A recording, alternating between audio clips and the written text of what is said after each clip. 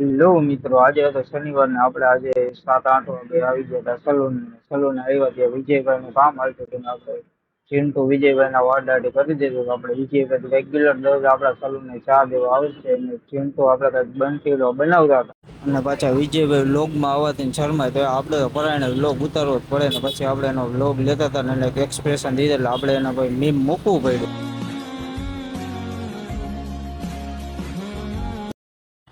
ચિંટુ ને તો ફૂલ મોજ આવતી હતી, વિડીયો ચાલુ હતો. પછી આપણે સીધા પહોંચી ગયા જમવા, હું કિશન ને જયેશ બાર.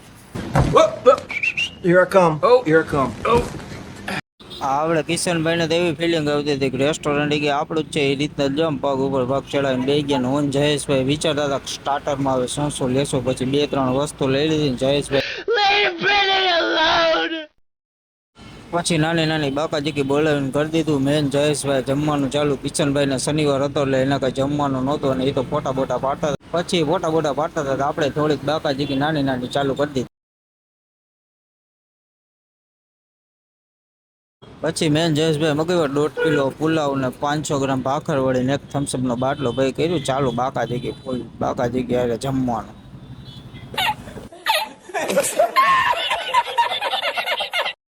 એમાં પાછા અમારા જયેશભાઈ આર્ટિસ્ટ ગાર્લિક બ્રેડ આવી હતી કે લાવવામાં તમારો ડી બનાવી દો.